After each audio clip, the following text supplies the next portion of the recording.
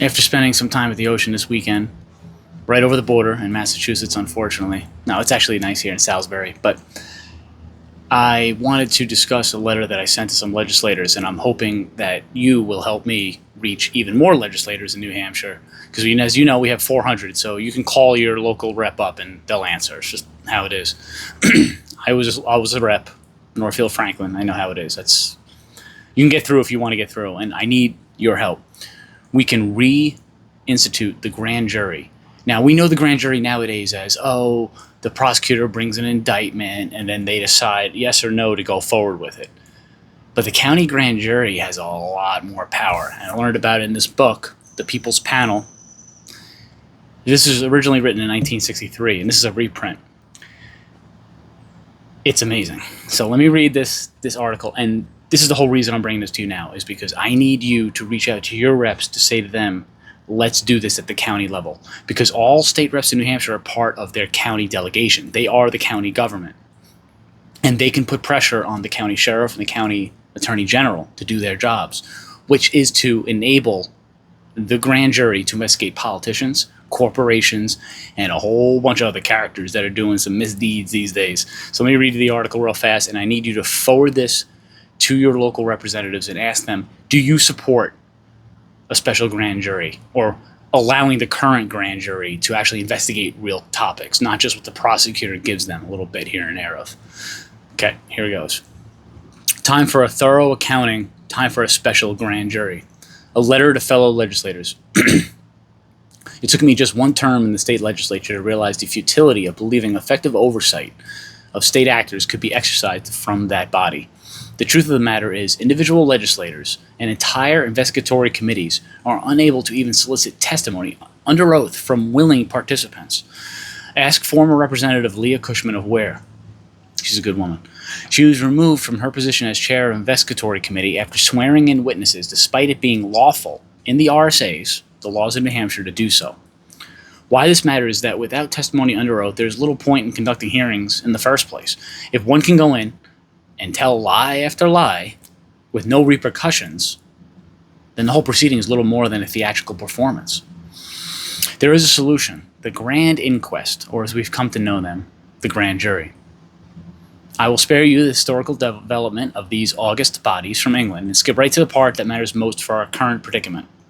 From the judicial branch of California's website. California is unique among other states, for more reasons than one, right? In that we have an independent body called a civil grand jury. Every year, in each of California's 58 counties, a group of ordinary citizens takes an oath to serve as grand jurors. Their function is to investigate the operations of the various officers, departments, and agencies of local government. Each civil grand jury determines which officers, departments, and agencies it will investigate during their term of office. Okay.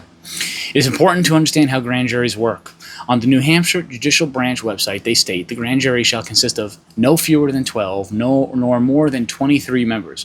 In addition, if 12 or more grand jurors find probable cause that a felony or misdemeanor was committed, the grand jury should return an indictment.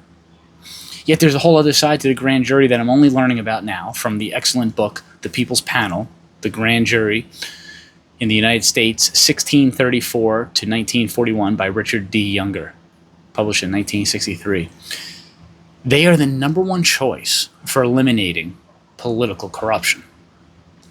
The ballot box, a newspaper crusade, public indignation meetings, and a citizen investigating committee had all been unable to unseat the ring. It was not until a grand jury began a thorough inquiry into municipal corruption that the Tweed ring was in real danger. The grand jury's broad authority to subpoena witnesses and books, made effective by its contempt powers and ability to indict for perjury, enabled it to obtain evidence in spite of the elaborate efforts of Tammany politicians to hide their operations. The secrecy that attended all investigating sessions made it possible for witnesses who feared reprisals to safely disclose what they knew. This is a critical factor that legislative committees will never be able to overcome. Witnesses who fear reprisals will not testify. As a legislator, you are totally at the mercy of bureaucratic entities whose goal is to wear you down through misdirection and attrition. Quote, I'm going to start saying quote because I wasn't quoting the other things, but hopefully you can understand what's my writing and what's not. Quote, legislative investigating committees have intruded upon the work of the grand inquest. Frequently, this has constituted a serious threat to individual liberty. The rules of evidence and other traditional safeguards that control a grand jury's deliberations and conclusions do not protect witnesses before legislative committees. Hearings often take place in a carnival-like atmosphere, and investigations become little more than publicity devices for participating congressmen. I can totally agree with that. It is totally fraudulent. The legislative investigating committees. Ask them, like, hey, what have you investigated recently? Criminal Justice Committee? No one on the committee actually talked to an inmate when they went on a tour of the state prisons. That's why you have I don't even know what it's up to, 500 million or so on the YDC scandal when the kids were getting abused in the youth detention center. There's no oversight. Okay, but I digress. Back to my story. A lot can be learned from looking at how early grand juries were selected and concerns they had. Massachusetts elected jurors at town meeting. Paul Revere and Ebenezer Hancock, brother of John Hancock, were both grand jurors. Massachusetts jurors were toasted as, quote, volunteers in the cause of truth and humanity, defending the people from, quote, tyrannical violence. They refused to return indictments against rebel leaders and denounced rampaging British soldiers, among other activities. By the end of the colonial period, the grand jury had become an indispensable part of the government in each American colony. Grand juries served as more than panels of public accusers. They acted as local representative assemblies ready to make the people's wishes known. They proposed new laws, protested abuses in government, and performed many administrative tasks. They wielded tremendous authority in their power to determine who should and should not face trial. They enforced or refused to enforce laws as they saw fit and stood against indiscriminate prosecution by royal officials. Excited to learn that this is something that could be launched at the county level, where government seemed much more accessible to the people, so I thought, I wrote to Merrimack County Attorney Halverson inquiring as to the process for restoring the traditional investigating grand jury. On June 24th, 2025, I wrote, Good afternoon, County Attorney Halverson. Recently, I came across this great book written in the 1960s about grand juries, and I was wondering if we have any process for initiating special grand juries in New Hampshire. I dug into the RSAs and was not able to find anything. I also read Rule 8 on grand juries in the New Hampshire Rules of Criminal Procedure, but nothing was mentioned there either. Not sure if I'm looking in the wrong area, or if this is something that falls under the authority of the sheriff. Or is it that the currently seated juries are able to bring forth presentments of crimes they know from their own understanding? Which is traditionally how it was done. A presentment, well, we'll get there. It's amazing how in California they have grand juror associations that educate jurors as to their duties, and in the penal code, they are required to inspect the county jails and perform other oversight functions. One last thing, I read that people can write to the grand jurors and submit evidence of crimes so long as they are not contacting them to sway a current investigation. How would one go about that without violating any current laws? Any help would be greatly appreciated. Each day I realize there's so much that I don't know. That's an entirely true statement. Thanks again, Jason Gerhardt. It was a bit disappointing to receive the following in response, June 27th. It's prudent that I not engage in answering the kinds of scenarios/questions you pose, as my comments could be viewed as legal advice, and I am not able to provide legal advice to individuals. Okay. Signed, Paul Halverson. This letter, which I'm reading to you now, is primarily addressed to state legislators, who by law simultaneously sit as part of their county delegation. Apparently, it is forbidden for one of the people to inquire how to reestablish an institution that is able to investigate government corruption. Will you assist me in reconstituting this tremendous resource for government accountability? Please consider the following. Quote, although the object of their investigations has shifted from place to place through the years, grand juries have remained guardians and spokesmen of their communities. Grand juries have the effect of placing criminal justice in the hands of community members. They possess broad inquisitorial powers derived from a constitutional republic, yet they are of the people, not the state.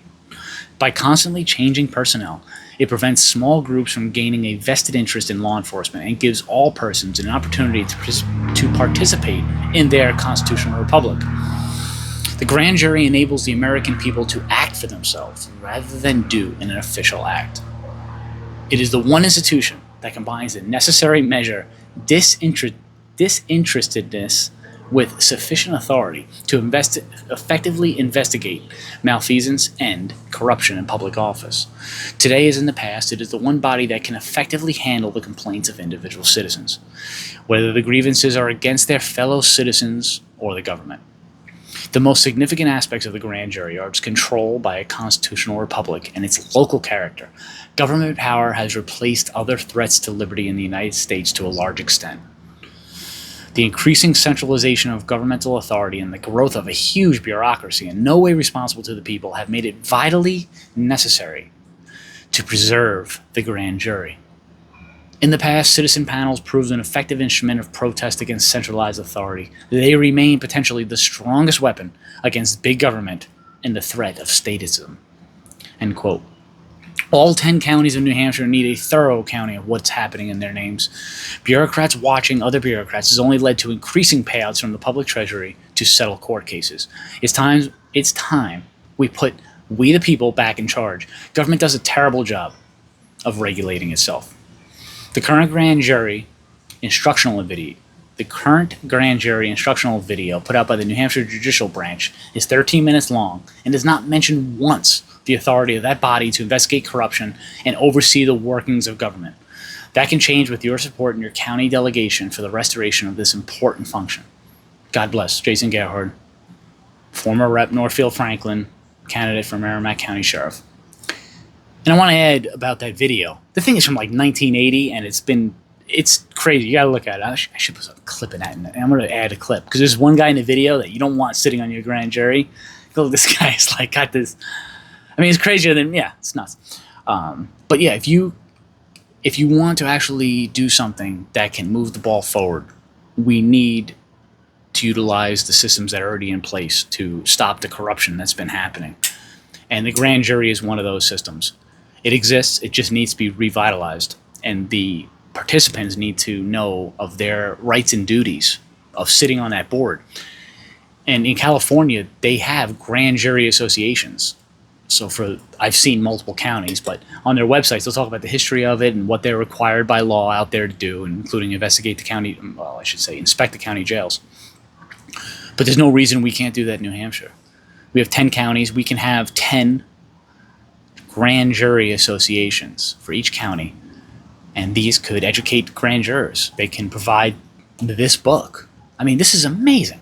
I think even an NPC level kind of person who's just going along with the motions, but once they realize they have the power to actually investigate corruption and things that have been bothering them, everyone knows about government corruption. I mean, it allows the average person to say, you know what, I want to look into X, Y, and Z. And the prosecutor has to bring in these people. The grand jury is above the prosecutor. There's a lot going on in this book. I wish we could talk about it all night, but anyway, if you could be so kind as to reach out to your local representatives and find out if they are on board with reinstituting the grand jury, then we will be way on our way to figuring out what's going on in our name, because there is just a lot of corruption going on, guys. And unfortunately, the investigatory committees in the State House are useless. I actually wanted to find out how many committees had actually done investigations that I wrote to the speaker, and I got basically a non-answer. Because I don't think any really have been done. I was not aware of any when I was in. I'm talking about real investigations. No. We're hoping that the county attorney will do them, but unfortunately, they're not, as far as I understand. I mean, I went to my county attorney and the attorney general over the COVID scam, and data that a researcher in Massachusetts had about the death certificates being manipulated, modified, forged, whatever you want to call it, and that went nowhere. So I've kind of lost hope in the idea of going up the chain of command. It seems that at the county level, we have some control. You have 3 county commissioners who apparently claim they have no authority to do anything. I was going to those meetings, and but it led me down this path, which, Christ is king, and everything happens for a reason. But that, as far as I can tell, is the current best way to move forward on all of the corruption issues we're dealing with, from the spraying to everything else, just government failing at all levels. But this can be addressed at the county level, and it prevents the gatekeepers from effectively closing the gates on us, because this is done at the county delegation. So there's no Speaker of the House involvement. There's none of that crap. It's just straight, hey, you guys here, do you want the sheriff and the county attorney to actually do their job and seat a grand jury that's going to investigate things? Or are we just going to keep playing this game where nobody knows what's going on and we just hope every once in a while we're gonna prevent the $500 million or $1 billion court case situation because people let abuse go on for decades? I mean, do you really? I have to say this. I did 12 and a half years in federal prison, and nothing happens in prisons that people don't know about. They're contained cities, in a sense, or villages or towns, whatever you want to say.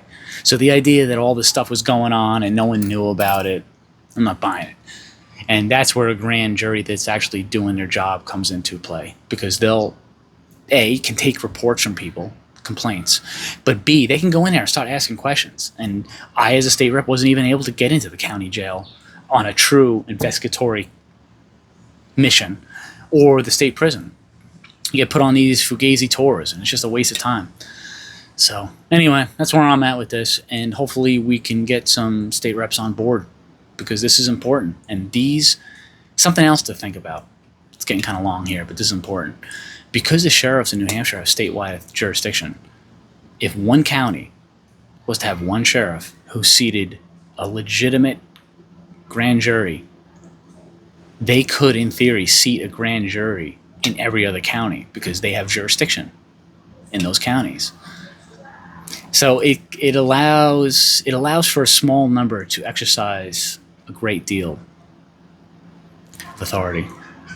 And I think that's what we need now to kind of figure out what's been happening, because things are they're bananas, really. So, all right, well, have a good night. And yeah, that's the action item. If anybody has other things to add to this, I would totally appreciate it. I'm not some constitutional expert or any of that. I just can read a little bit and put some things together and sweat. And I think this is the way forward here. So, all right, have a good night.